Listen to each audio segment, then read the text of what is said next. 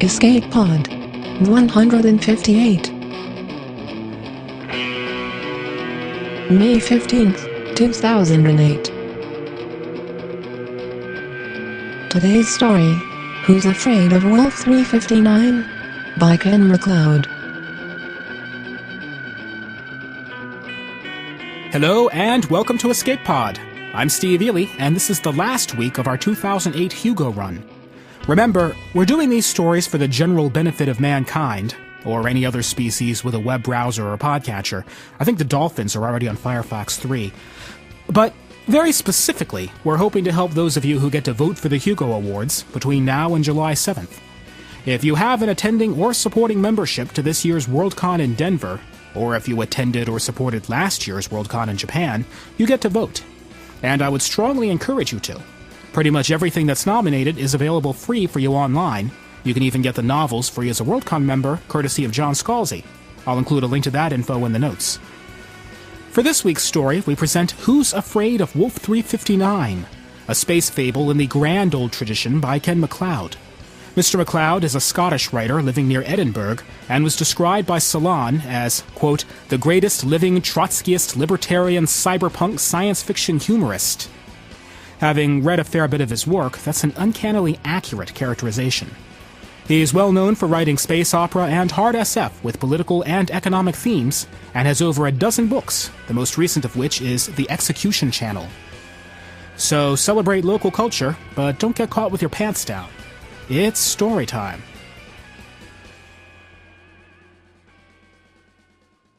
Who's Afraid of Wolf 359? By Ken MacLeod.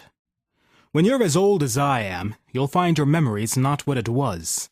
It's not that you lose memories. That hasn't happened to me or anyone else since the Paleocosmic era, the old space age, when people lived in caves on the moon.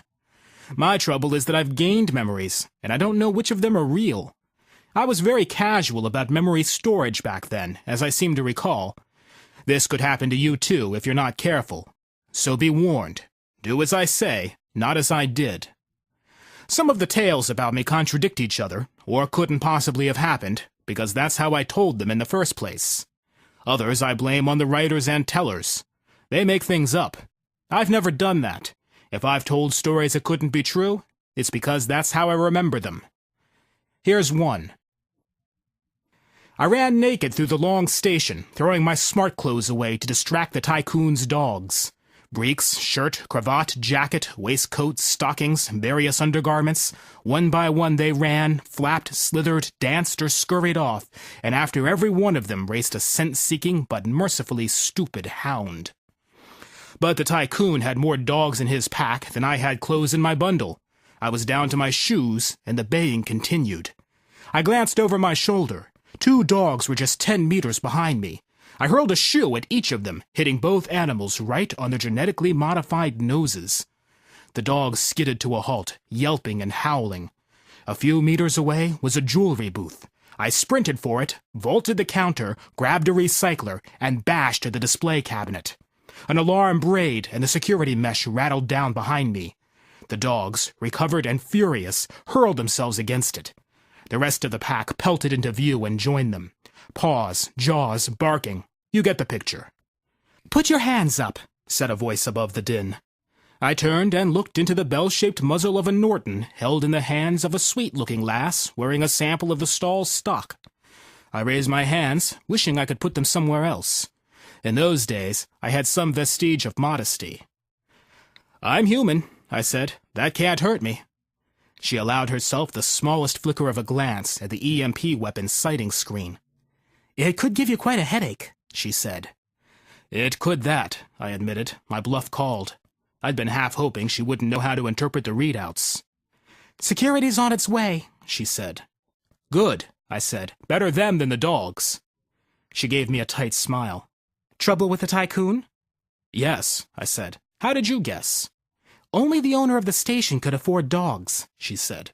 "Besides," she blinked twice slowly. "I suppose you're right," I said. "Or serving girls." The stall-keeper laughed in my face. "Oh, that's for a servant. Wasn't it her ladyship's bedroom window you jumped out of?" I shuddered. "You flatter me," I said. Anyway, how do you know about... She blinked again. It's on the gossip channels already. I was about to give a heated explanation of why that time-wasting rubbish wasn't among the enhancements inside my skull, thank you very much, when the goons turned up, sent the dog skulking reluctantly away, and took me in. They had the tape across my mouth before I had a chance to ask the stallkeeper her name, let alone her number. Not, as it turned out, that I could have done much with it even if I had, but it would have been polite. The charge was attempting to willfully evade the civil penalties for adultery. I was outraged. "Bastards!" I shouted, screwing up the indictment and dashing it to the floor of my cell. "I thought polygamy was illegal." "It is," said my attorney, stooping to pick up the flimsy, "in civilized jurisdictions." He smoothed it out. "But this is Long Station 1. The tycoon has privileges." "That's barbaric," I said. "It's a relic of the moon caves," he said. I stared at him. "No, it isn't," I said. "I don't remember..." I caught myself just in time. "Reading about anything like that." He tapped a slight bulge on his cranium. "That's what it says here. Argue with the editors, not with me." "All right," I said. A second complaint rose to the top of the stack. "She never said anything about being married." "Did you ask her?" "Of course not. That would have been grossly impolite. In the circumstances, it would have implied that she was contemplating adultery." "I see," he sighed. "I'll never understand the ethics, if that's the word, of you young gallants." I smiled at that. "However," he went on, "that doesn't excuse you for ignorance of the law. How was I to know the tycoon was married to his wenches? Or custom. There is an orientation pack, you know. All arrivals are deemed to have read it." "Deemed," I said. "Now there's a word that just about sums up everything that's wrong about..." "You can forgo counsel if you wish." I raised my hands. No, please, do your best." He did his best.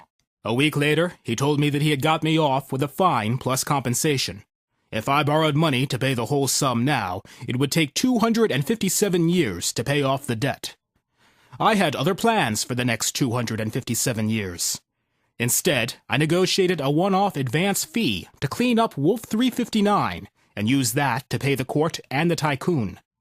The experimental civilization around Wolf 359, a limited company, had a decade earlier gone into liquidation, taking 10 billion shareholders down with it. Nobody knew what it had turned into.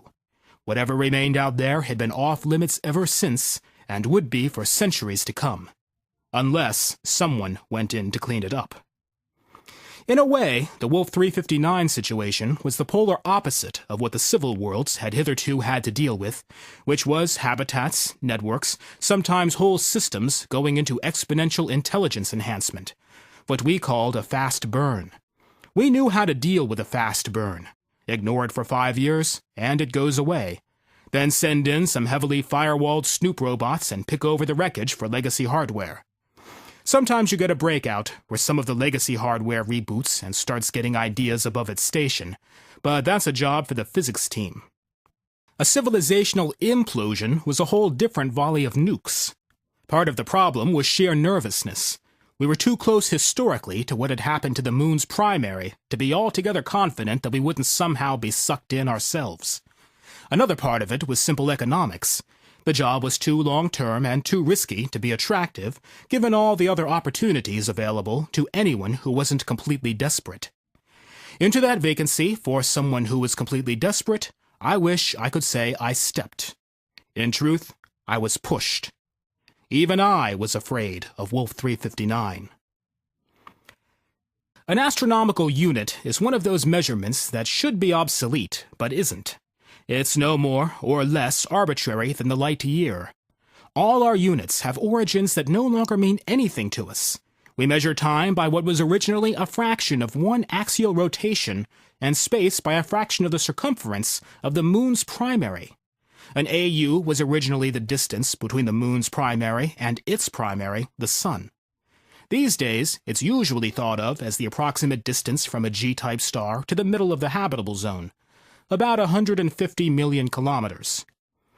The long tube, which the long station existed to shuttle people to and from, and generally to maintain, was 180 astronomical units long, 27,000 million kilometers, or, to put it in perspective, one light day.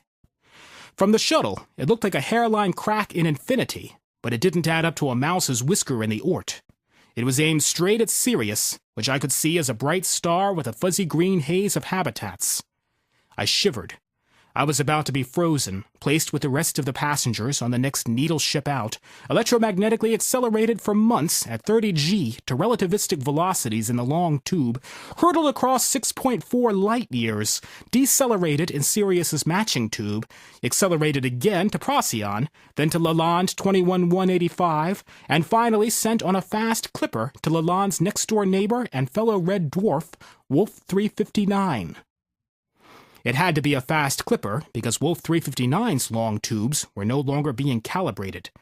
And when you're aiming one long tube across light years at the mouth of another, calibration matters. A fast clipper, in fact painfully slow, the name a legacy of pre-tube times when 0.1 C was a fast clip, also has calibration issues. Pushed by laser, decelerated by laser reflection from a mirror shell deployed on nearing the target system, it was usually only used for seed ships. This clipper was an adapted seed ship, but I was going in bulk because it was actually cheaper to thaw me out on arrival than to grow me from a bean. If the calibration wasn't quite right, I'd never know. The shuttle made minor course corrections to dock at the long tube. "Please pass promptly to the cryogenic area," it told us. I shivered again. Cryogenic travel has improved since then. Subjectively, it's pretty much instantaneous.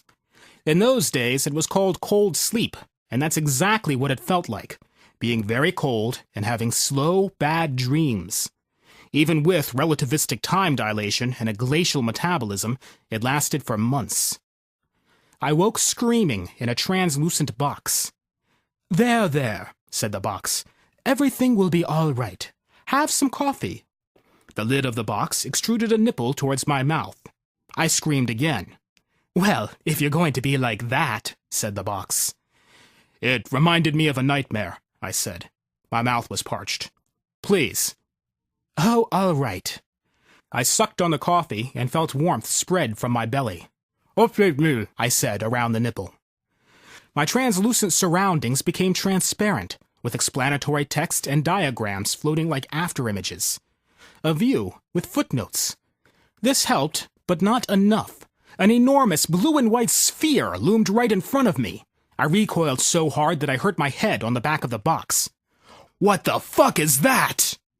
"A terraformed terrestrial," said the box. "Please do try to read before reacting." "Sorry," I said. "I thought we were falling towards it." "We are," said the box. I must have yelled again. "Read before reacting," said the box. "Please." I turned my head as if to look over my shoulder. I couldn't actually turn it that far, but the box obligingly swiveled the view. The red dwarf lurked at my back, apparently closer than the blue planet. I felt almost relieved. At least Wolf 359 was where I expected it. According to the view's footnotes, nothing else was, except the inactive long tubes and the wispy remnant of the cometary cloud 12 light hours out. No solar orbit microwave stations, not even the hulks of habitats. No asteroids, no large cometary masses. And a planet, something that shouldn't have been there, was. I didn't need the explanatory text to make the connection. Every scrap of accessible mass in the system had been thrown into this gaudy reconstruction. The planet reminded me of pictures I'd seen of the moon's primary, back when it had liquid water. The most recent information, inevitably a decade or so out of date, came from Lalande 21185. Watching what was going on around Wolf 359 was a tiny minority interest, but in a population of 100 billion, that can add up to a lot. Likewise, the diameter of Lalande's habitat cloud was a good deal smaller than an astronomical unit, but that still adds up to a very large virtual telescope. Large enough to resolve the weather patterns on the planet below me, never mind the continents. The planet's accretion had begun before I set off, apparently under deliberate control, and the terraforming had been completed about 50 years earlier while I was en route. It remained raw, lots of volcanoes and earthquakes, but habitable. There was life, obviously, but no one knew what kind. No radio signals had been detected, nor any evidence of intelligence, beyond some disputably artificial clusters of lights on the night side. "Well, that's it," I said. "Problem solved. The system's pretty much uninhabitable now, with all the mass and organics locked up in a planet, but it may have tourist potential. No threat to anyone. Call in a seed ship, they can make something of what's left of the local Kuiper belt, and get the long tubes back on stream. Wake me up when it's over." "That is very much not it," said the box. "Not until we know why this happened. Not until we know what's down there." "Well, send down some probes." "I do not have the facilities to make firewalled snoop robots," said the box, "and other probes could be corrupted. My instructions are to deliver you to any remnant of the Wolf 359 civilization, and that is what I shall do." It must have been an illusion, given what I could read of our velocity, but the planet seemed to come closer. "You're proposing to dock, to land on that object?" "Yes." "It has an atmosphere. We'll burn up. We'll crash." "The remains of our propulsion system can be adapted for aerobraking," said the box. "That would have to be ridiculously finely calculated." "It would," said the box. "Please do not distract me." Call me sentimental, but when the box's Turing functionality shut down to free up processing power for these ridiculously fine calculations, I felt lonely. The orbital insertion took 14 hours. I drank hot coffee and sucked, from another nipple, some tepid but nutritious and palatable glop. I even slept, in my first real sleep for more than half a century. I was awakened by the jolt as the box spent the last of its fuel and reaction mass on the Clipper's final course correction. The planet was a blue arc of atmosphere beneath me, the interstellar propulsion plate a heat shield in front, and the deceleration shell a still folded drogue behind. The locations were illusory. Relative to the Clipper, I was flat on my back. The first buffeting from our passage through the upper atmosphere coincided with an increasing sense of weight. The heat shield flared. Red-hot air rushed past. The weight became crushing. The improvised heat shield abraded, then exploded, its parts flicked away behind. The drogue deployed with a bang and a jolt that almost blacked me out. The surface became a landscape, then a land, then a wall of trees.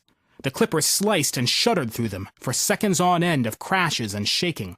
It plowed a long furrow across green-covered soil and halted in a cloud of smoke and steam. "That was a landing," said the box. "Yes," I said. "You might have tried to avoid the trees." "I could not," said the box. "Phytobraking was integral to my projected landing schedule." "Phytobraking," I said. "Yes. Also, the impacted cellulose can be used to spin you a garment." That took a few minutes. Sticky stuff oozed from the box and hardened around me. When the uncomfortable process finished, I had a one-piece coverall and boots. "Conditions outside are tolerable," said the box, "with no immediate hazards." The box moved. The lid retracted. I saw a purple sky and white clouds above me. Resisting an unease that I later identified as agoraphobia, I sat up. I found myself at the rear of the Clipper's pointed wedge shape, about 10 meters above the ground and 50 meters from the ship's nose. The view was disorienting. It was like being in a gigantic landscaped habitat, with the substrate curving the wrong way. Wolf 359 hung in the sky like a vast red balloon, above the straight edge of a flat violet-tinged expanse that, with some incredulity, I recognized as an immense quantity of water. It met the solid substrate about a kilometer away. A little to my left, an open channel of water flowed toward the larger body. The landscape was uneven, in parts jagged, with bare rock protruding from the vegetation cover. The plain across which our smoking trail stretched to broken trees was the flattest piece of ground in the vicinity. On the horizon, I could see a range of very high ground, dominated by a conical mass from whose truncated top smoke drifted. The most unusual and encouraging feature of the landscape, however, was the score or so of plainly artificial and metallic, gnarly lumps scattered across it. The system had had at least 1 million habitats in its heyday. These were some of their wrecks. Smoke rose from most of them, including the nearest, which stuck up about 20 meters from the ground, about 1,500 meters away. "You can talk to my head," I asked the ship. "You can see what I see." "Yes," it said, in my head. I climbed down and struck out across the rough ground. I was picking my way along a narrow watercourse between 2 precipices of moss-covered rock when I heard a sound ahead of me and looked up. At the exit from the defile, I saw 3 men, each sitting on the back of a large animal and holding what looked like a pointed stick. Their hair was long, their skin bare, except where it was draped with the hairy skin of some different animal. I raised one hand and stepped forward. The men bristled instantly, aiming their sharp sticks. "Come forward slowly," one of them shouted. Pleased that they had not lost speech along with civilization, I complied. The 3 men glowered down at me. The big beasts made noises in their noses. "You are from the spaceship," said one of them. "Yes," I said. "We have waited long for this," the man said. "Come with us." They all turned their mounts about and headed back towards the habitat hulk, which I could now see clearly. It was surrounded by much smaller artificial structures, perhaps 20 in all, and by rectangular patches of ground within which plants grew in rows. No one offered a ride, to my relief. As we drew closer, small children ran out to meet us, yelling and laughing, tugging at my coverall. Closer still, I saw women stooped among the ordered rows of plants, rearranging the substrate with hand tools. The smells of decayed plant matter and of animal and human ordure invaded and occupied my nostrils. Within the settlement itself, most entrances had a person sitting in front. They watched me pass with no sign of curiosity. Some were male, some female, all with shriveled skin, missing or rotting teeth, and discolored hair. The ship whispered what had happened to them. I was still fighting down the dry heaves when we arrived in front of the hulk. Scorched, rusted, eroded, it nevertheless looked utterly alien to the shelters of stone and plant material that surrounded it. It was difficult to believe it had been made by the same species. In front of what had once been an airlock, the rest of the young and mature men of the village had gathered. A tall man, made taller by a curious cylindrical arrangement of animal skins on his head, stepped forward and raised a hand. He said, "Welcome to the new..." As soon as he spoke the taboo word for the moon's primary, I realized the terrible thing that had happened here, and the worst thing that would happen. My mind almost froze with horror. I forced myself to remain standing, to smile, no doubt sickly, and to speak. "I greet you from the civil worlds," I said. In the feast that followed, the men talked for hours. My digestive and immune systems coped well with what the people gave me to eat and drink. On my way back to the ship that evening, as soon as I was out of sight, I spewed the lot. But it was what my mind had assimilated that made me sick, and sent me back, sorry, to the ship. The largest political unit that ever existed encompassed 10 billion people and killed them. Not intentionally, but the runaway snowball effect that iced over the planet can without doubt be blamed on certain of the world states' well-intended policies. The lesson was well taken in the civil worlds. The founders of the Wolf 359 Settlement Corporation thought they had found a way around it, and to build a single system-wide association free of the many inconveniences of the arrangements prevalent elsewhere.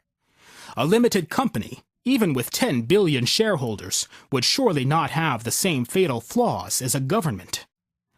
They were wrong. It began as a boardroom dispute. One of the directors appealed to the shareholders.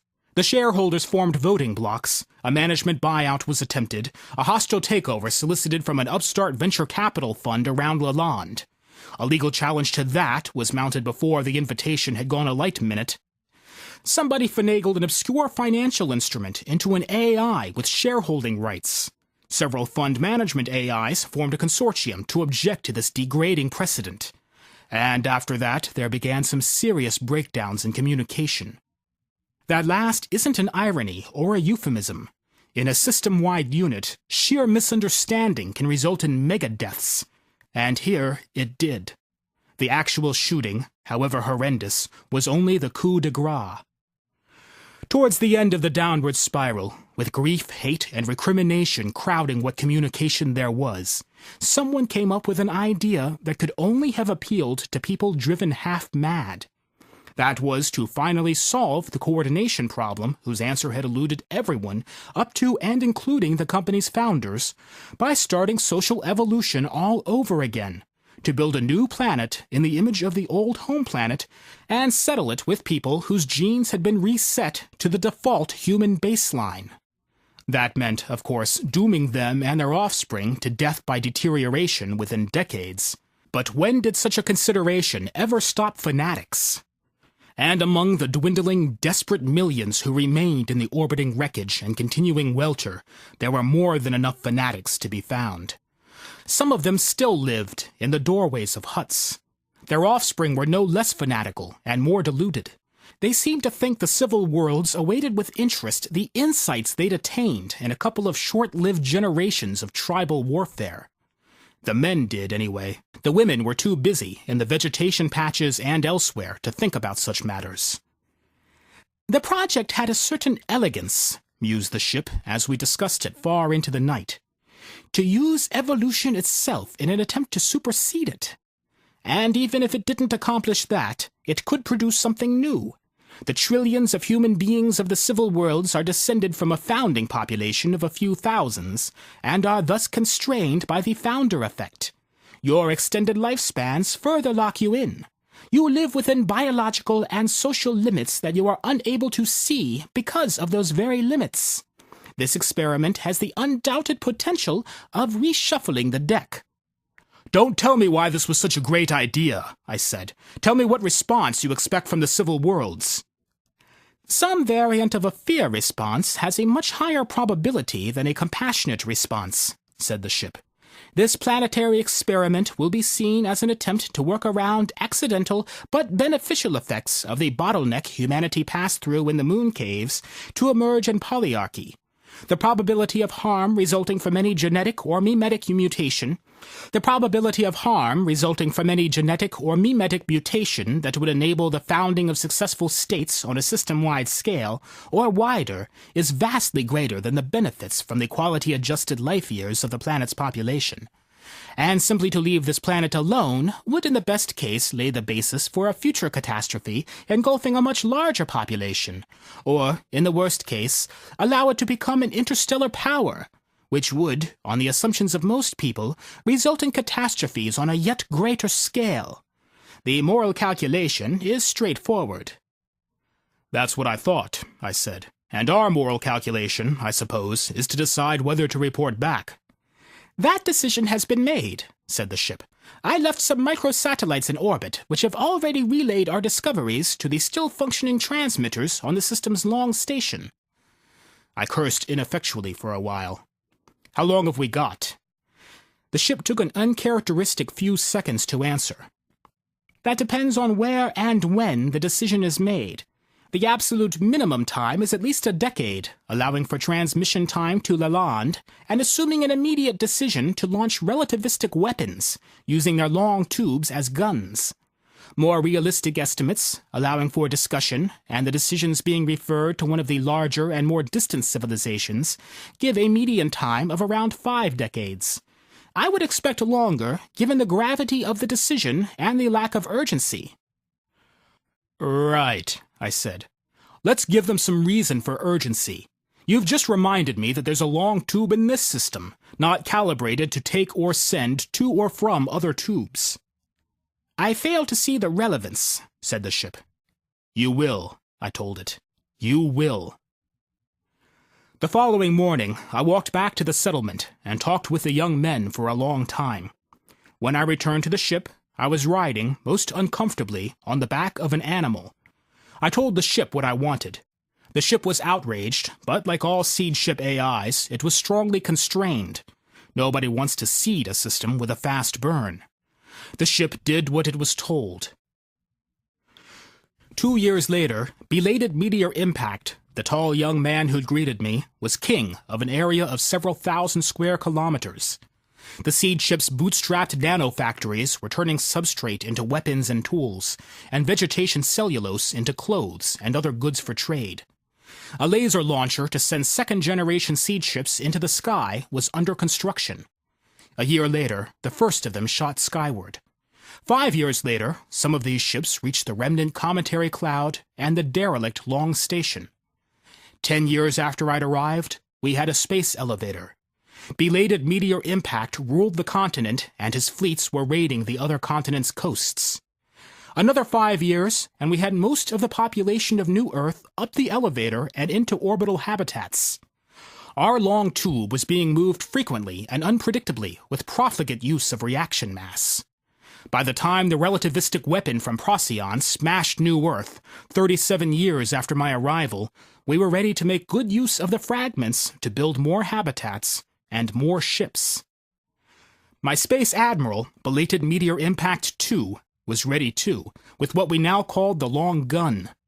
Lalande capitulated at once, Ross 128 after a demonstration of the Long Gun's power.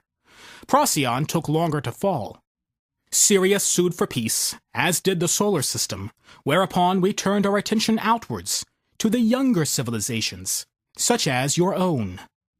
We now conquer with emissaries, rather than ships and weapons, but the ships and the long guns are there. You may be sure of that. As an emissary of the Empire, I give you my word. As for myself, I was the last survivor of the government of Earth, a minor functionary stranded on the moon during a routine fact-finding mission when the sudden onset of climate catastrophe froze all life on the primary. How I survived in the anarchy that followed is a long story, and another story. You may not have heard it, but that hardly matters. You'll have heard of me.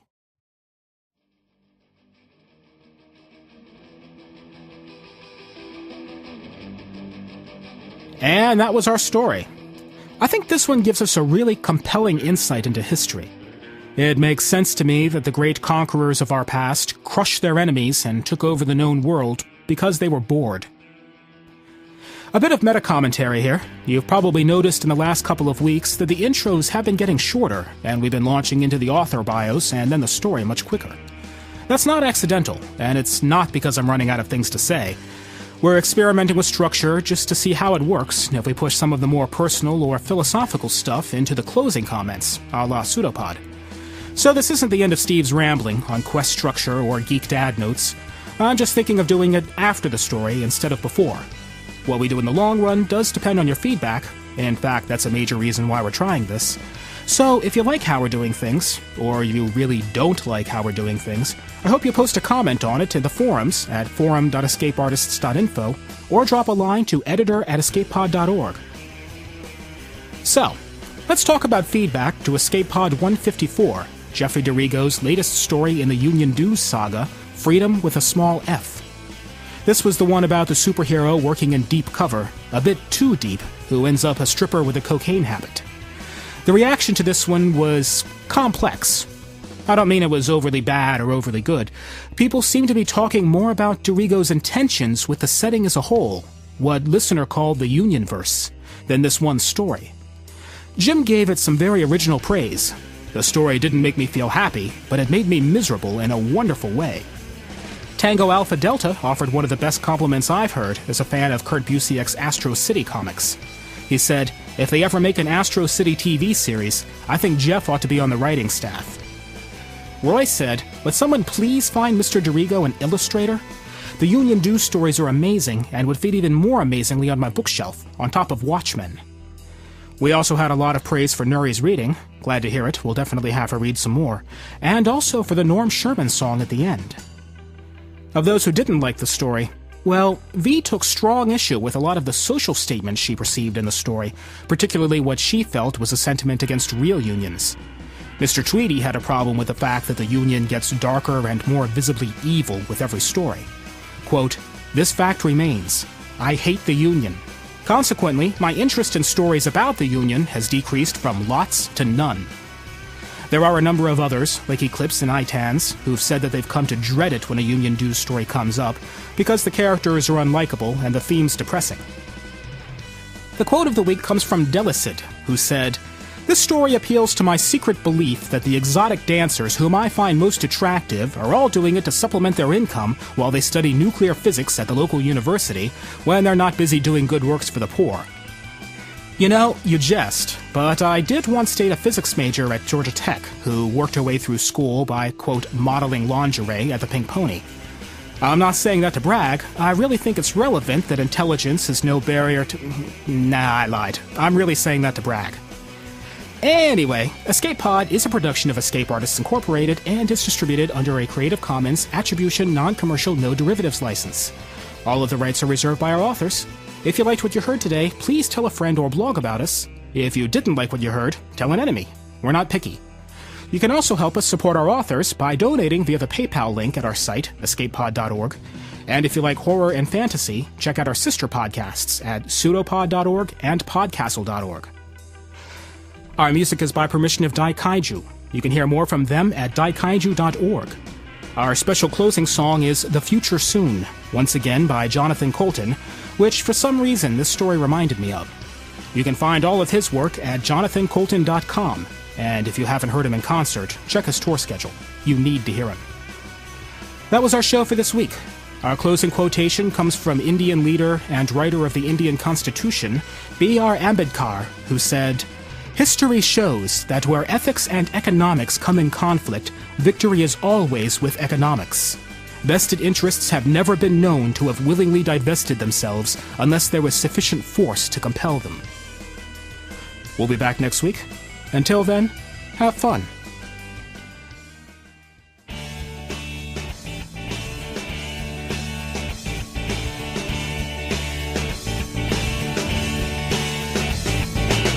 Last week I left a note on Laura's desk. It said, "I love you," signed anonymous friend. Turns out she's smarter than I thought she was. She knows I wrote it, now the whole class does too. And I'm all alone during couples skate, when she skates by with some guy on her arm. But I know that I'll forget the look of pity in her face when I'm living in my solar dome on a platform in space. 'Cause it's gonna be the future soon. I won't always be this way, when the things that make me weak and strange get engineered away. It's gonna be the future soon. Never seen it quite so clear. When my heart is breaking, I can close my eyes. It's already here.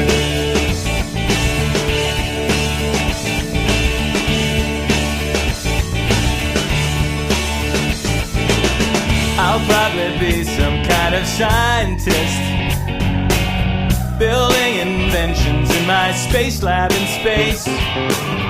I'll end world hunger, I'll make dolphins speak, work through the daytime, spend my nights and weekends perfecting my warrior robot race, building them one laser gun at a time. I will do my best to teach them about life and what it's worth. I just hope that I can keep them from destroying the earth. 'Cause it's gonna be the future soon.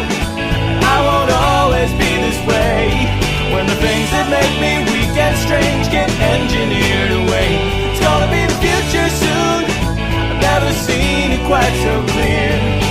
When my heart is breaking, I can close my eyes. It's already here on earth. They'll wonder, as I piece by piece replace myself, and steel and circuits will make me whole.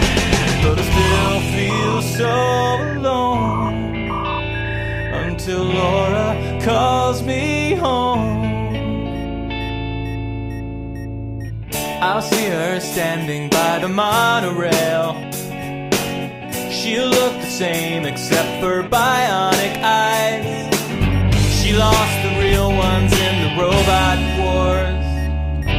I'll say I'm sorry, she'll say it's not your